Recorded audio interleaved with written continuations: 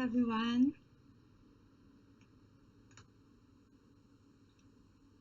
Welcome to Lico Wellness online nutrition course.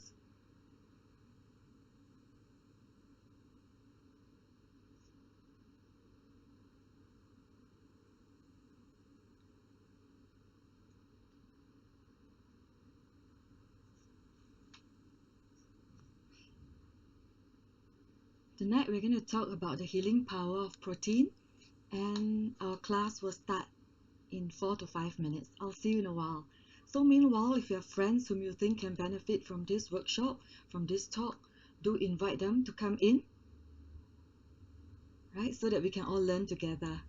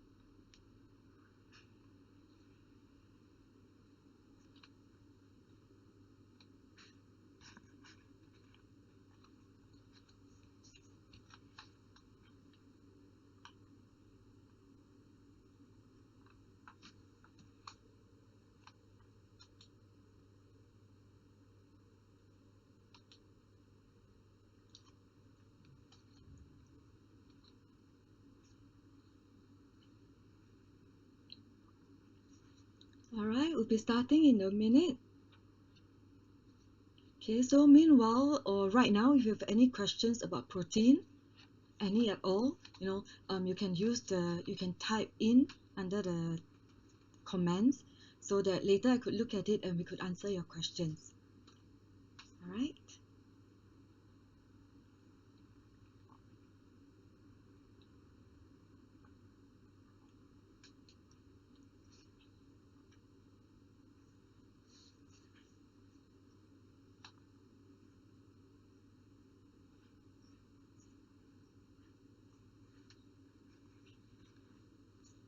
Hi Lico, hi Eugene, hi. Good to see you all here. Do leave comment as well so that I could see that you're here, okay? So that instead of me just talking to the screen, alright, it's good to see that you all are here with me. Okay, so my name is Jeannie. I'm a certified diet nutrition consultant. I've been in the business in this line for about 10 years.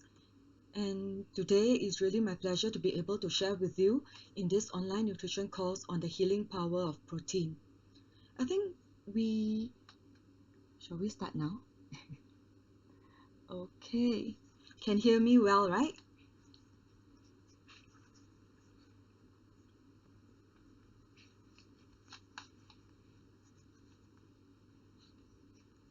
Hi Ping Ping, hi Cynthia, hi Melina, hi Liz, good to see y'all. I think y'all can hear me, correct?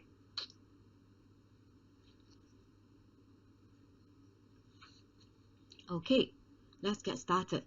So the topic for today's online nutrition course is the healing power of protein.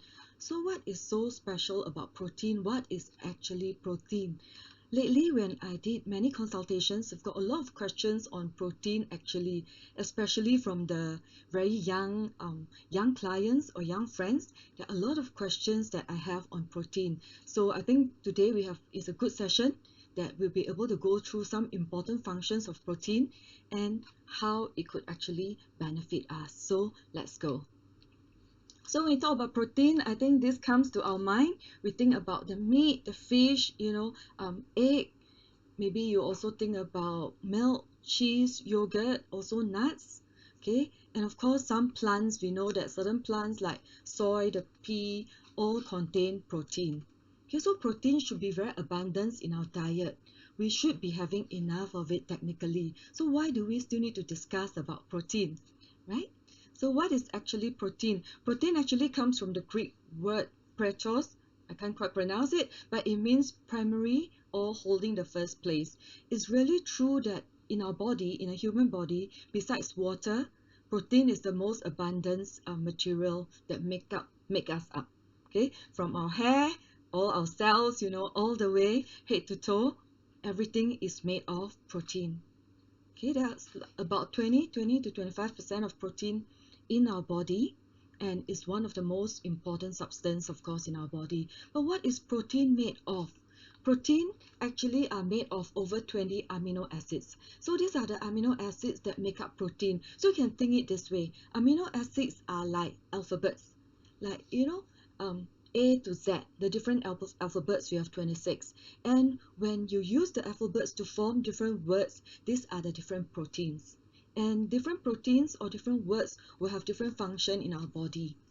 Okay, later we'll talk about the different functions. So now let's understand about the alphabets first. Alphabets are divided into essential, conditionally non-essential, and non-essential.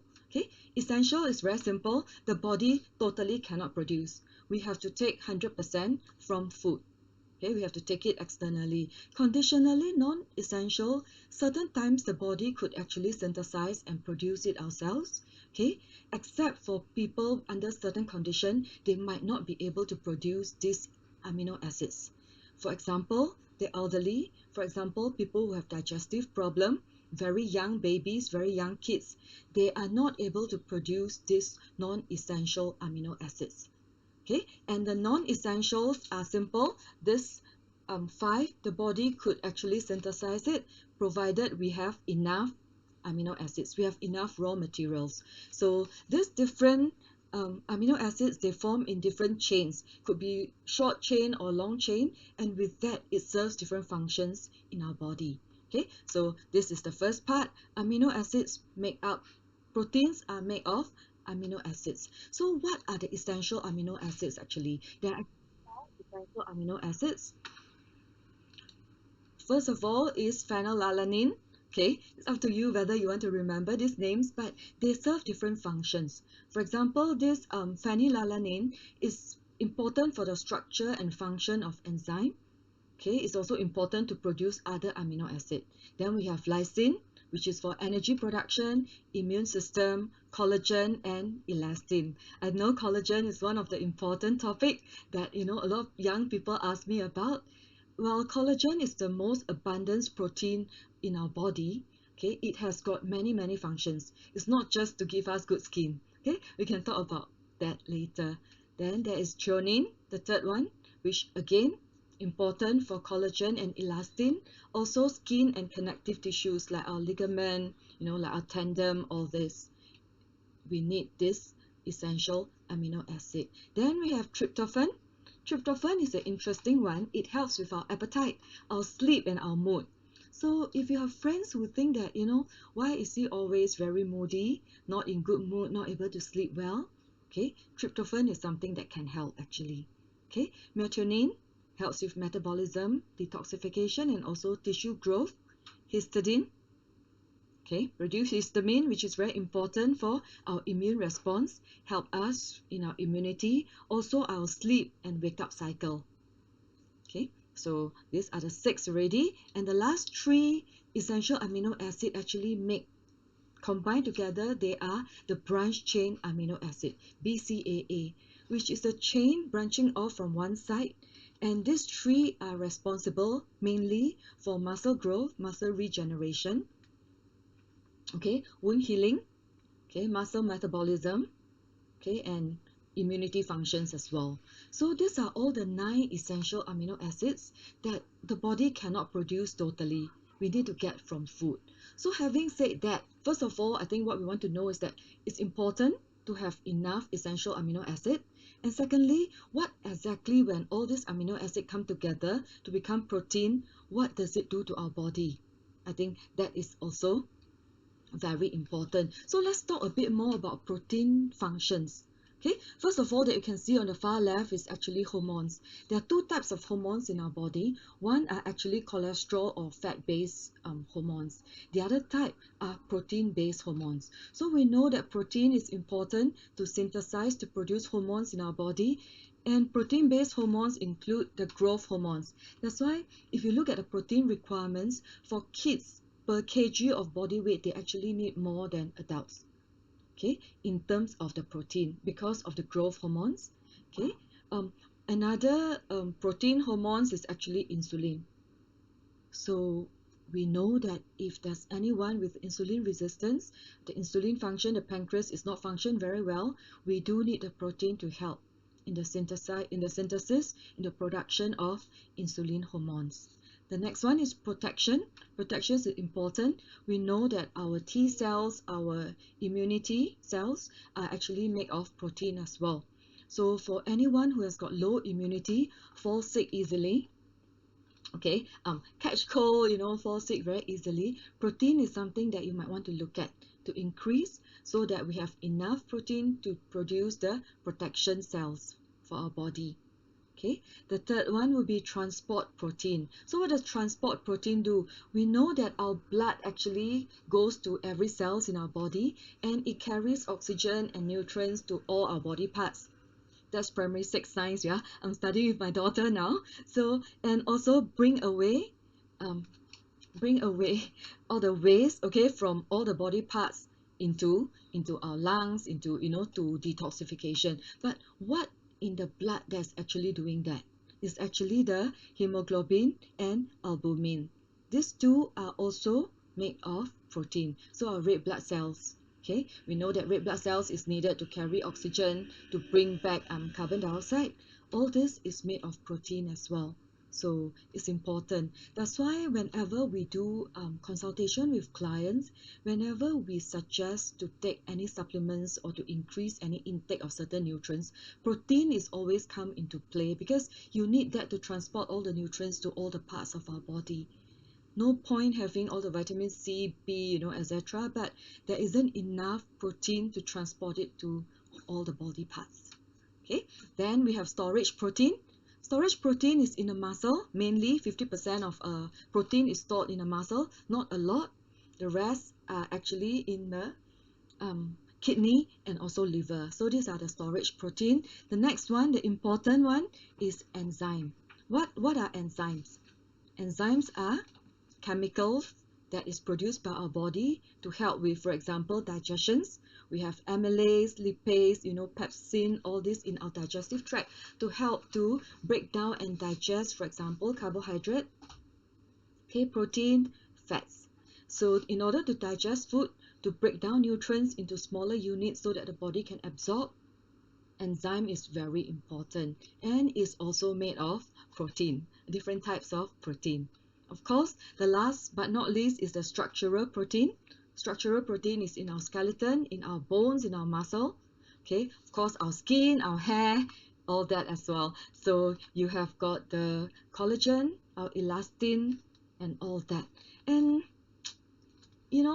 fortunate or unfortunate, this is the part that most people can see and most people focus on. That's why whenever we talk about protein, right, a lot of clients would tell us that, I don't need to build muscle, so I actually don't need extra protein, or I don't really do a lot of exercise, so I don't need so much protein, which actually, if you really look at the functions of protein, all this above, structural protein is just one small part of it. Right? The more important one are really the hormones, the protection, the enzyme, and all that. Not to mention other functions of protein would be to balance body fluid. So for people who has edema, for example, water retention, right, sufficient protein will be able to help with that. Especially we see a lot in pregnant women because usually they have water retention at the lower part of the body. So with sufficient protein, we'll be able to reduce that. Also, it maintains the pH of our body. Of course, last but not least, protein also gives us energy, right? 1 gram of protein is 4 calories. So we could use that as our energy as well. So it has really a lot of functions in our body. Okay, but what are the healing benefits? Besides just running it normally, okay, how can we make use of it for healing? Let's talk about this a bit more. Okay. Have you met anybody with bad mood? How's your mood today? Are you happy? Share with me, how was your sleep last night? Through a consultation, I realized that there are a lot of people who can't sleep very well at night.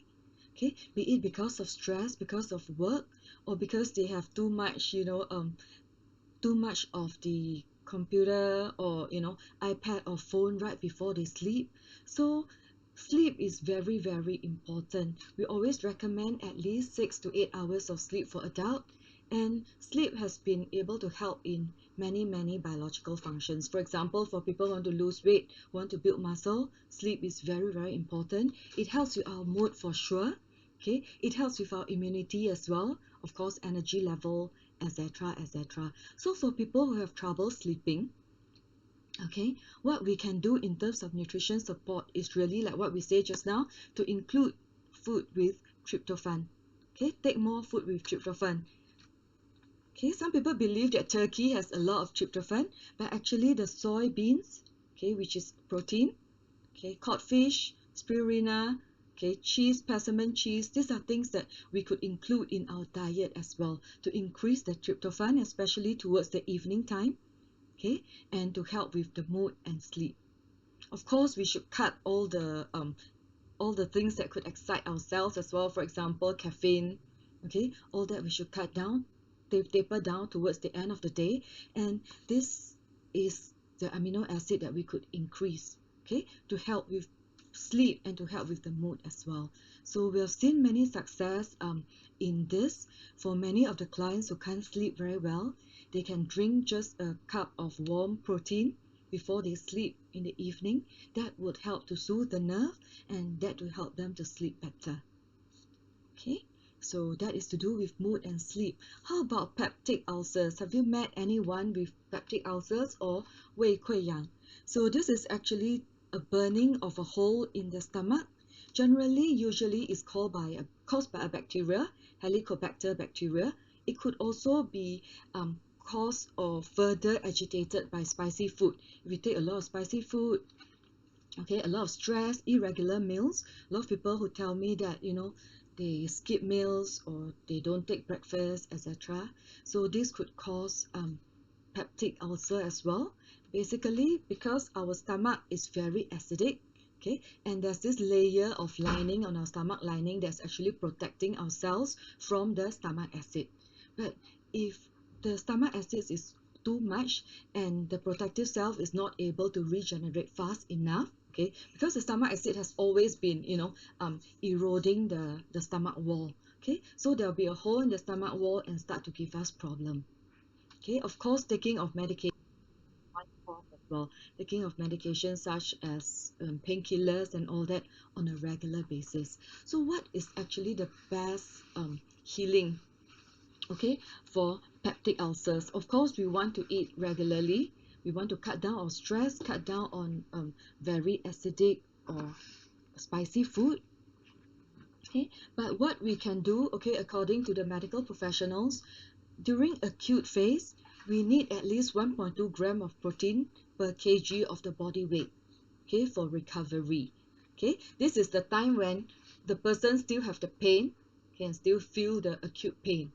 Okay, 1.2 gram. The other part is the more important part is at the recovery phase, meaning already not in acute condition, no more pain already. The body actually need even more protein at this recovery stage. It's 1.45 gram, 1.5 gram per kg of the body weight. And this is the problem we see usually. Usually our clients or our friends start to take more protein when it's painful, because we advise them that that could help them.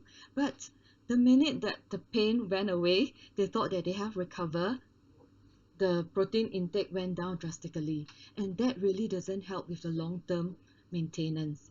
So for the recovery phase, is at least 1 to 3 months, okay, for the stomach wall to grow back to what it's supposed to be, so that the problem will not come back again. That's why we have seen people who actually just drop the protein intake after the pain is gone, okay, having that coming back again in a few months' time. Okay, so that's very important. And if you have any friends with this condition, do refer them to us so that we can have a free consultation. We can discuss a bit more with them. Okay, the next one is leaky gut. I'm not sure if you're familiar with this condition. Okay, this is pretty common, as I also do consultation for people with food allergy. Okay, and leaky gut has become more and more serious issues. What happened is that our small intestine, actually, like you see on the left, has got a lot of villi to absorb the nutrients, and the nutrients will go through the villi and go into the bloodstream. But for leaky gut to happen, it means that the small intestine wall is actually damaged. The lining actually has got a lot of holes, as you can see on the right. So the undigested food, the toxic, all that actually leak through from the intestinal wall and goes directly to the bloodstream.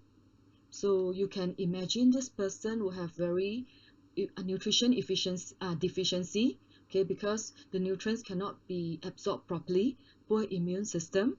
Some of them has got very bad diarrhea, constipation, bloatedness, okay, and because of the excess toxic that's into our body, okay, it causes fatigue, it causes headache, brain fog, skin rashes, acne, eczema, even can go into joint pain, okay, depression, or it could lead to autoimmune disease. Okay, so this is not a condition that we should take it lightly. Of course, there are tests that you can test to see if you have this condition, if you're suspect of that. Okay, but what is the nutritional cure? What is the nutritional support for leaky gut? Basically, if you look at leaky gut, collagen is important. Okay, the intestinal wall is just like our skin wall. We need collagen, which is made out of glycine, proline, arginine, hydroproline. These are all the non-essential amino acids, but they form the structure and the mucosal lining on our digestive tract and fill the gaps so that the toxic, the undigested food and all that will not leak out. Okay, L-glutamine as well. Of course, probiotics, fiber will help as well. But for the recovery of leaky gut, quality protein is one of the very important factor that needs to be taken into account. And of course, we want to avoid sugary food and drinks, inflammatory food, and some are actually allergy to gluten. So cutting down gluten food might help with leaky gut as well. And of course, this is also a lifestyle thing. So having some exercise, like for example, go for a walk after meal, will help with this condition as well. Okay, so if you have any, or you suspect anyone with this condition, okay, let's talk more, okay, so that we could share more about nutritional healing with this person. Okay, next let's talk about surgery and wound healing. I think we all know that protein plays a part in wound healing, right? For example, if there's a cut here, okay, what would actually repair this cut? We need to grow meat, skin, blood vessels, and all that, and all these are made of protein. It's just how much of it that we need. So research has shown us that, okay, during the inflammation stage, meaning before the surgery, for example, we need protein, we need vitamin A and C to help. After the surgery or during the recovery, protein is very, very important. And particularly glutamine and arginine. Again, these two are non-essential amino acid, but we still need to have enough protein to be able to have the rapid proliferations of the cell, and also increase the collagen deposit and helps with immune function, because helping immune function will prevent the wound from having inflammation and having further complications. Okay, so protein is very important in terms of surgery or wound healing, but how much? Okay, many research shows that you need at least 1 to 1.5 gram per kg of body weight. But if there are deeper ulcer, deeper cuts, or if there's a major surgery, you might need up to 2 gram per kg of the body weight. And if there are large wounds, okay, we have seen clients who, because of diabetes, for example, they have to amputate a part of the toe or a part of the foot, for example. Okay, this has got a presence of large wound, would need 2 to 3 gram of protein per kg of their body weight to support with the wound healing. I think that is just right, because the wound does need a lot more protein to be able to recover. Okay, so besides wound healing, what else could protein help with? Okay, cancer, I think these days is no longer a foreign word to us. Okay, it's basically an abnormal cell growth and with the potential to spread to other areas of the body. It's unlike benign lumps or tumor, which doesn't spread. Cancer cells actually, the most dangerous part is that it could spread to the other parts of the body. And for our experience in working with or helping recovery cancer patients or cancer patients who have already recovered, one of the important thing in terms of nutritional support is really, number one, having enough calories, because many cancer patients or cancer recovered patients are very frail. They lost a lot of weight during the process of the surgery, and also be it chemo or radiotherapy, because of the lack of appetite to eat, and also of course change of the taste bud, they can't eat very well. So number one is really very important to have enough calorie to first of all maintain all the all the bio numbers before they can move on, and secondly is to have enough protein. So the recommendation by Stanford Healthcare, which is from Stanford University, is 45 to 60 gram per day of protein at least. So that's equivalent to 1 to 1.5 gram, okay, per kg of body weight. Okay, taking into account many of the cancer patients or recovered patients are very underweight. Okay, so this is also important. Of course, we are talking about quality proteins, which means it should come mainly from plant protein and also white meat like fish or chicken rather than red meat. Okay, that's because WHO has already issued a publication in October 2015 that processed meat, for example, salami, bacon, sausage, and hot dog, all this directly cause cancer. Okay, all this processed meat and red meat account for about 20% of colon cancer, and the red meat is classified as group 2A, which probably causes cancer as well. Okay, so we should avoid processed meat as much as we can. And if you like red meat, for example, pork, beef, and lamb, we should also limit our intake. My recommendation is usually at most 2 to 3 times a week. Okay, because some of the clients, for example, in our 28-day coaching program, some of the friends actually send me their meals every day, like their lunch and dinner, and it's quite surprising to see that out of 5 days, right, every day this person is eating red meat. It's either pork, beef, lamb, duck, and all that, and a combination of this on the 5-day rotation basis. So long-term intake of red meat and processed meat could really cause our cells to mutate and to give us a higher chance of cancer. Okay, so this is what we want to take note as well when we talk about protein and cancer. How about cardiovascular disease, hypertension, high cholesterol, and blood sugar? In Chinese, we call this san gao. Okay, how does high blood pressure come about?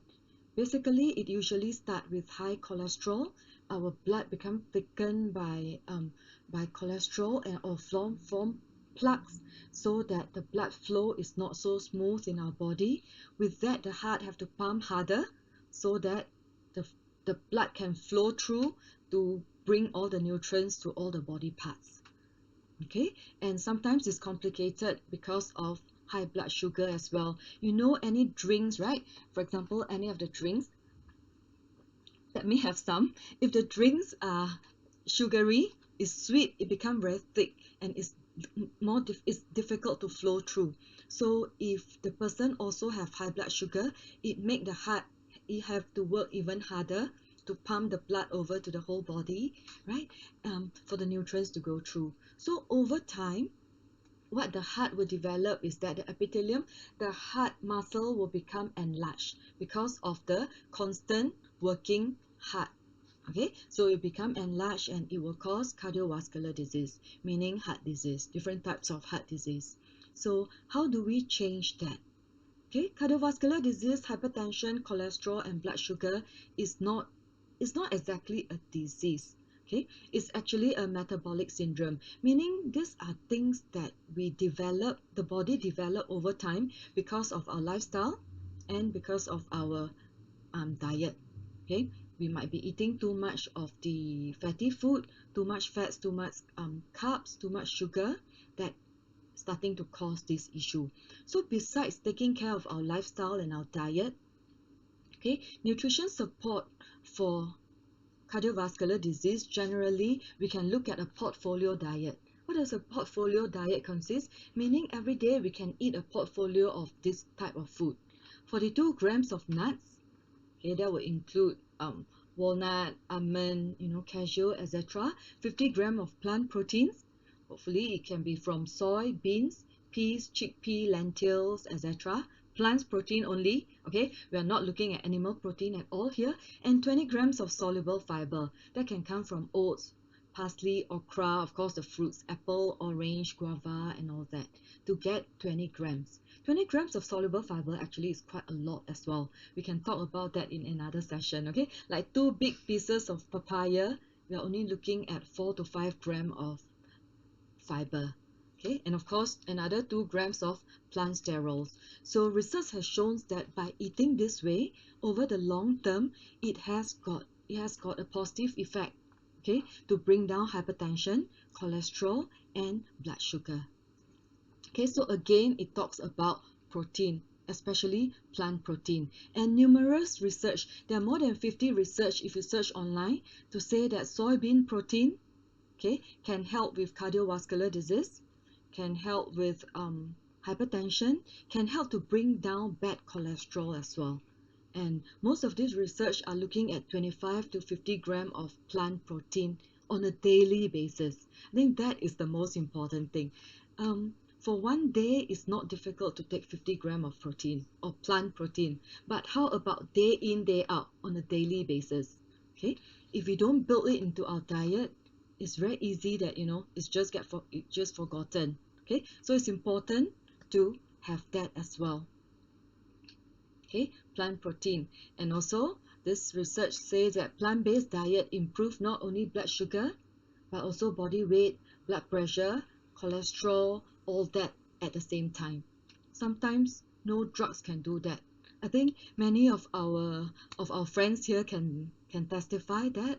Okay, we have clients who bring down the weight by 10%, for example, okay, with plant-based diet, with good diet, and immediately the blood sugar would go away, okay, to come down over time. Hypertension, cholesterol as well, we have many successful cases, okay, by changing in our diet and focus on a plant-based diet. Okay, not just fruits and vegetables, but plant-based protein as well, which is very, very important. Okay, let's move on then. Okay, this talk about it could help with heart disease as well.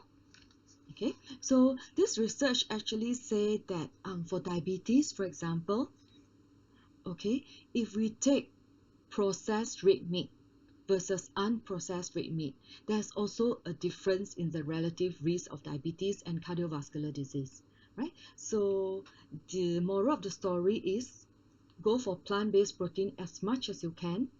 If you really like red meat, okay, take moderately, okay, on a moderate basis, and try to avoid processed red meat as much as we can.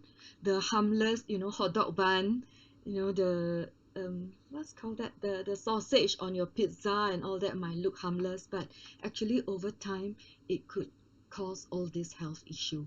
So we should avoid as much as we can. Of course, for processed red meat, we are talking about meat that has already been, usually is salted, okay, processed, added with a lot of chemicals, flavoring, coloring, etc., to make it a lot nicer and to make it that it can last a lot longer.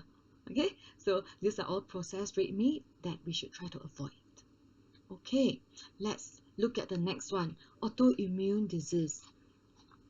So autoimmune disease, I think, like if 10-20 years ago, I don't really hear about it. And now, again, this issue is getting more and more. I see more and more of people with this issue. Okay, autoimmune disease, there are actually over 20 types of different autoimmune disease. But the most common ones, as you can see here, some are allergy, the very mild one will have allergy. For example, skin allergy, for example, will have eczema, okay, cirrhosis. All these are some of the allergy. Type 1 diabetes is an autoimmune system. Basically, autoimmune system which just means that the body actually mistaken our own body parts as foreign, okay, as pathogen. So it start to attack our body parts. Some disease, some condition just attack one of our body parts. For example, type 1 diabetes only attack our pancreas. Okay, so only pancreas that is affected. That's why the pancreas is not able to produce insulin, and the person start to have high blood sugar or type 1 diabetes. But certain ones is actually attack all the different body parts. For example, lupus.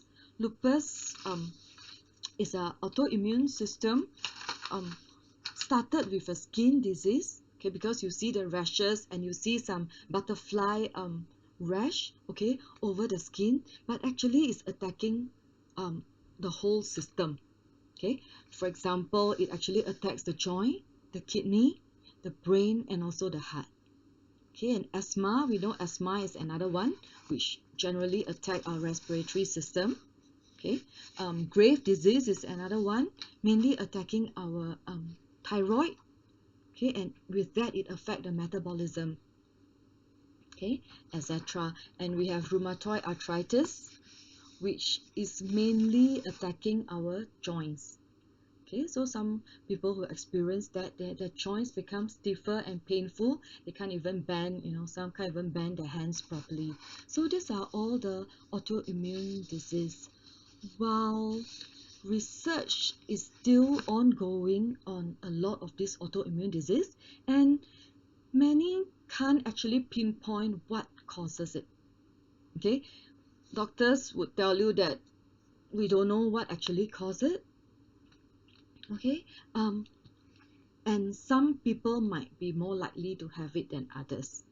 Okay, so some of the possible cause would be a Western diet is a suspected risk factor, which means the high fat, high sugar, the high processed food kind of diet.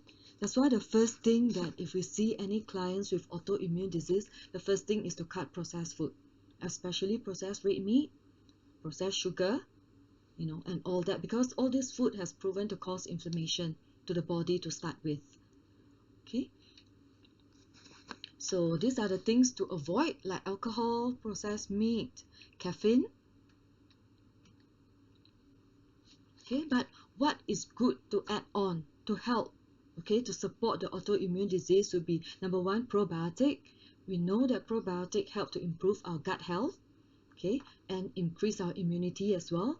Omega-3, we actually use quite a high dosage or high amount of omega-3 for its anti-inflammatory function. Okay, we need glutamine and glutathione, which again is amino acids. Okay, these two are amino acids that is important to help with recovery, to feed the immune cells, especially the thyroid for glutamine. Okay, for glutathione actually is to binds the free radicals and toxic together and to excrete them, get rid of them out of our body. So if we are deficient in glutathione, we would have oxidative stress. It could trigger inflammatory responses as well. So these are the certain things that we could add on to our diet. Okay, good protein. Again, hopefully it's plant-based protein, and curcumin is another one that is really good. Like just now you saw it as well, it helps with different conditions. So it's good to add on some turmeric, right? Curcumin are actually the active ingredients in turmeric, the what gives it the yellow color. So it's good to add that into our daily diet. We could add a bit of it. You don't need a lot anyway, okay, for curcumin. So these are the nutritional support for autoimmune disease. Okay, I think this talk is not complete without talking about COVID-19 because we are still in the middle of this pandemic. Okay, this news was just 2 days ago. With the spread, I am not sure what are you doing yourself to help to protect yourself. Okay, besides, of course, we have our good hygiene, we have our mask on, etc. But we know that as the as as the virus is actually airborne, okay, it's still important, and we are looking at this as a long-term kind of issue, long-term pandemic. Is the most important thing is still up our immunity. Okay, I still believe that the best thing for us to do is to improve our immunity. Okay, so I went to do some research on what kind of nutrition support can be used for COVID-19. Okay, probiotic, nutritional support, and protein intake of 1.2 to 2 gram per kg for every day. This actually came from the publication from China, okay, from all the hospitals in Wuhan, because they were the they had the first-hand information on how to treat these COVID-19 patients. Okay, I shared a bit more details in my Facebook as well. You can go and take a look if you're interested. Basically, for the COVID-19 patients, okay, probiotic is prescribed to them. Make sure that they have good nutritional support to nourish their intestine, okay, to improve their intestinal mucosa. Again, we are talking about protein. Just now we talked about the collagen, we talked about the right, for our intestine. So target protein can go up to 2 gram per kg every day, right? That is also important. So in Singapore, COVID-19 studies say that vitamin B12, D, and magnesium would help, okay, to reduce the severity, especially for the elderly. Actually, COVID-19, the more risky, the more the more at risk people are really the elderly. Okay, so it's important to protect them, to give them sufficient nutrients. So lately, a few of my friends, they actually started to get protein powder for their parents as well, okay, just to boost their immunity, okay, to make sure that not just that they have the energy, okay, they keep the good muscle mass as they age, also they build up their immunity for COVID-19, which I think is really important. Okay, so are you getting enough protein or not? Having said all that, right, what would be some of the signs if we don't get enough protein? Okay, very easy. First is the hair and the nails, right? If the nails get very dry, hair gets very dry, very brittle, it breaks easily. That might mean that we don't have enough protein. Why? The body is a very clever machine, right? Factory. Important parts gets the protein first, of course. While many of my clients are very concerned about their skin, wrinkles lah, want to have nice skin, but you think if you only have this one unit of protein, where would the body distribute it to first? Distribute to your heart, your liver, your intestine, or to the skin? The skin can probably wait for a while, right? So if it's already showing on the skin and the nails and the hair, it might mean that we are lack of protein.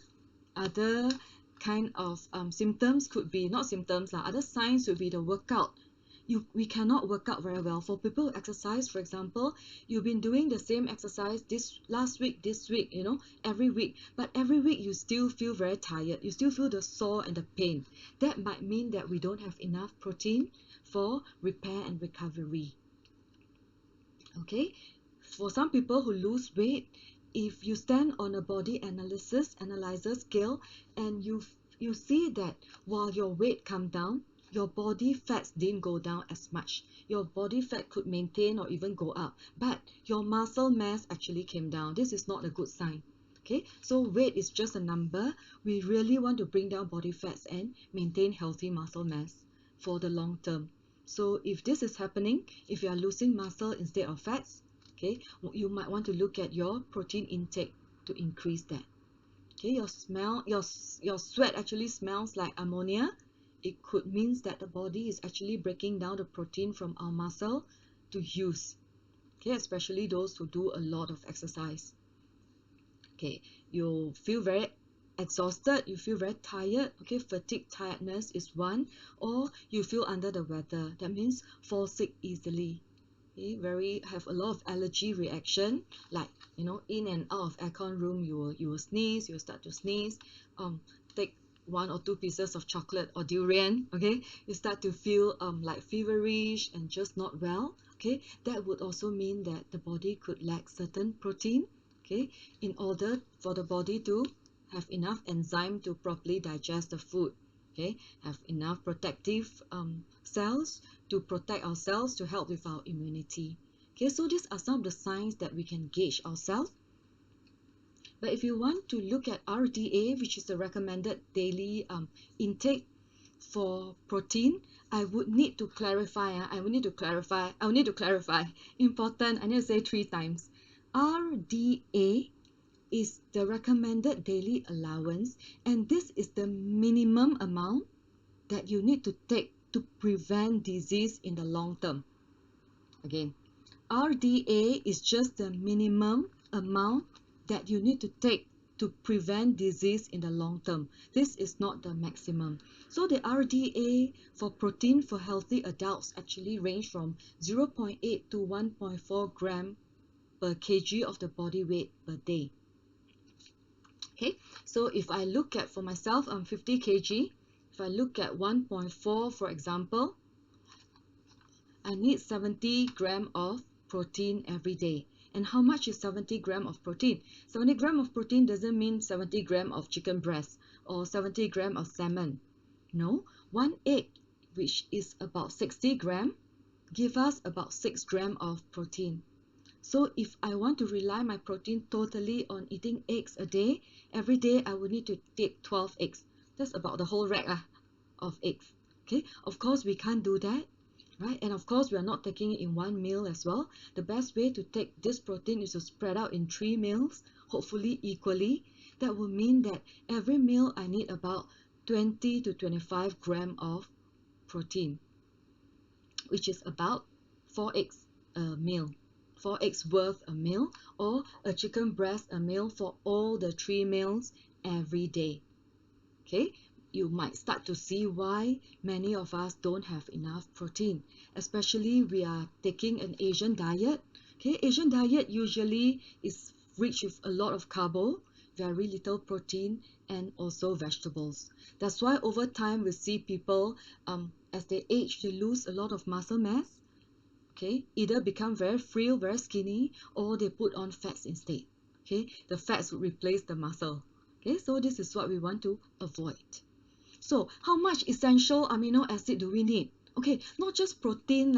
Actually, the RDA also give us the essential amino acid that we need. So if you can see clearly, infants will need a lot more per kg of the body weight, of course, compared to an adult.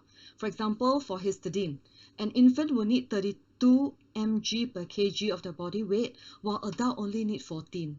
Okay, so as we age, we actually don't need so much per kg of our body weight because we have stopped growing. Okay, it's mainly for maintenance. Okay, but how do we have enough? How do we know if we have enough? Especially these 9 essential amino acids, right? We definitely need to get from our food. So how? Okay, so if you compare this, this is a very interesting chart. If I look at what the amino acid that an infant need, a baby need, okay, what a baby need is actually in black color. Okay, a 4 kg baby, what it needs per kg per day. And the white one is actually in human milk, in mom's milk. That's why if you can see the proportion, okay, is actually very close. is very close. The mom's milk proportion is very close to what the baby needs. That is why many of our friends, you know, they are breastfeeding advocates. Okay, I did breastfeed my girl for 20 months as well when she was young. We know that breast milk is the best for the baby. But of course, breast milk is only for the baby. As we age, okay, what is the best food that we should take? Okay, what is the best plant protein that we could take? Okay, this is what I've already said. You need to spread it over 3 meals. Okay, the best protein that we should take should mainly come from plant. Okay, as much as we can, but we know that a single plant doesn't give us complete protein. Okay, so we actually at a meal, hopefully we can have 2 or 3 different types of plants together. For example, a bean, a grain, and a vegetables. Okay, or vegetables and a nut. That's why you see some of the better salad joints. Their salad not just have green leafy vegetables, they add on some nuts as well, some beans, some tofu, and also some peas as well. So that will give us complete protein, which is important because only complete protein have all the 9 essential amino acids to do what it's supposed to do. Okay, most of the animal-based protein are complete protein. Okay, it's got all the 9 essential amino acids. Unfortunately, it comes with a lot of things that we don't want as well, like the fats, you know, the hormones, etc., etc. So try not to, if you need to take animal-based protein, okay, can go for egg, go for fish and chicken, the white meat. Seafood are generally good as long as we don't deep fry it. Okay, but for pork, duck, you know, beef and all that, we might want to just, you know, put it at the back seat. Try not to take so much of that. Okay, so having said that, have we found our perfect protein intake for a daily basis? Okay, this is what I'm going to introduce you. If you are still not sure of what kind of protein your body is lack of, we have an epigenetic test that you can do. This is a test that we take the hair follicle, okay, and we actually scan the hair follicle, and from there you can understand exactly which amino acid we need to take. Okay, we need to increase the intake. Okay, but having said that, even without this test, okay, my way of trying to make sure that I have enough of all the essential amino acid is using Nutrilite or plant protein.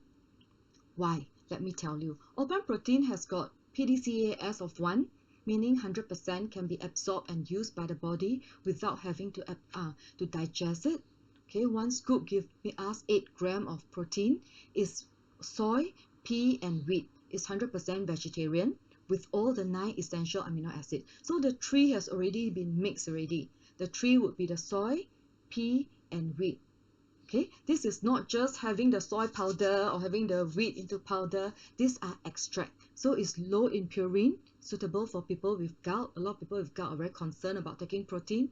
It's low in calorie, so that it helps with our weight management, and it doesn't burden our kidney because it's plant-based. Okay, and more importantly, this is one of the very important slides I would like to share with you.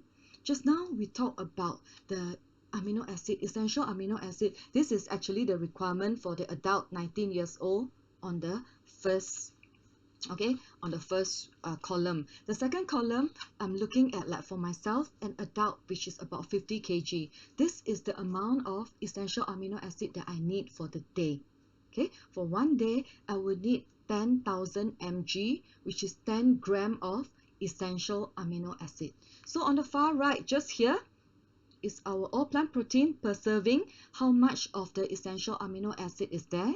If I add 3 scoop, if I take 3 scoop, I get 10710, which is 10.7 gram.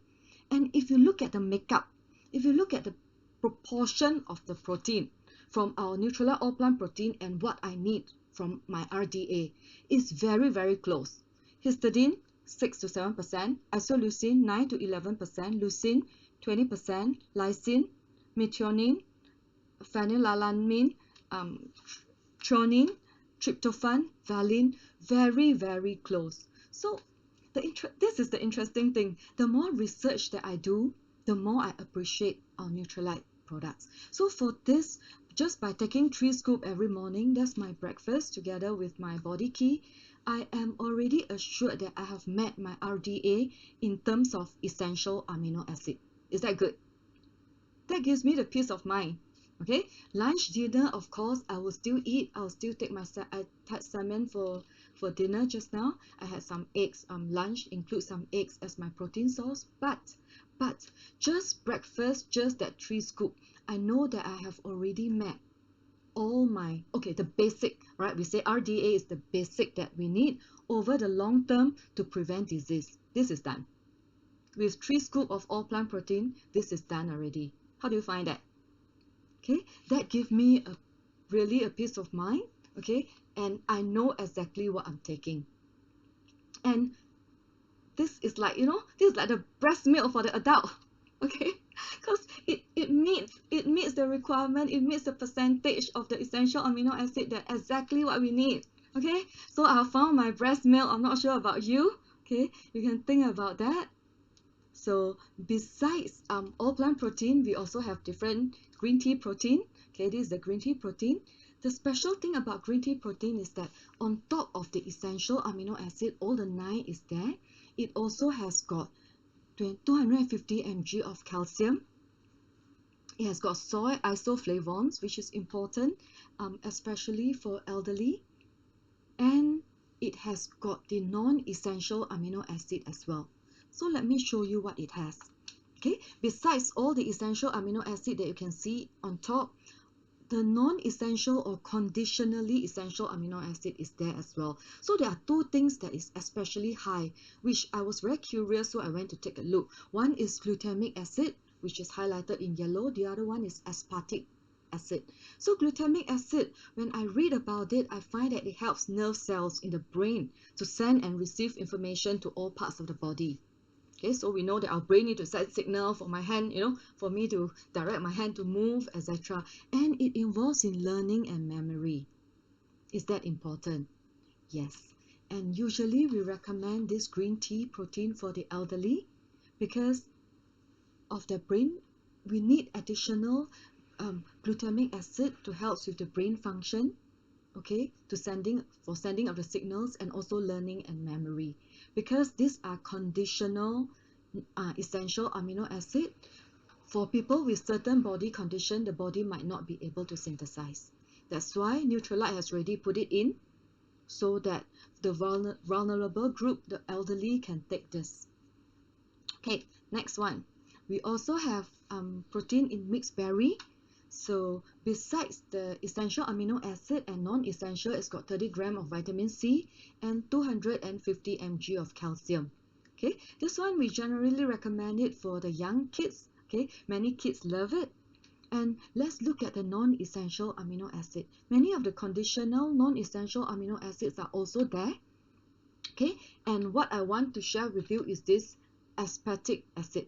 Aspartic acid supports the brain neurotransmitter with cognitive function, learning.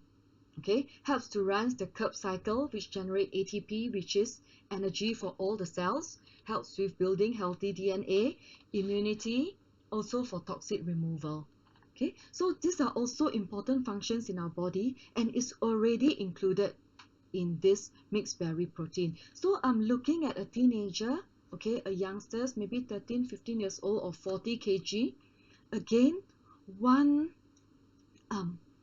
serving of the Nutrilite mixed berry protein would almost meet 100% of the RDA of what the body needs in terms of amino acid. Okay, so that is mixed berry. And last but not least, we have our chocolate protein. Okay, chocolate protein, besides essential and non-essential amino acid, it also has calcium. Okay, and if you look at it again, right, it has got the highest in terms of glutamic acid and also aspartic acid. Okay, this chocolate protein we usually also recommend for younger people, okay, especially the teenagers or the youngsters. It helps the nerve cells of the brain again to send and receive information. It helps with learning and memory. Okay, I think all the moms will be very happy to hear that. 2 scoops of the chocolate protein will give the body over 10 grams of essential and conditionally non-essential amino acid, basically to meet the minimal daily need of the kid, of the growing kid. Okay, so that would be all that I have. Okay, the different types of protein, it serves its different purpose. So if you'd like to know more, we can always have a consultation to discuss more about this. Of course, we have our whey protein as well that serves mainly to repair and build healthy muscle mass. Okay, especially after exercise. Okay, it serves a different purpose.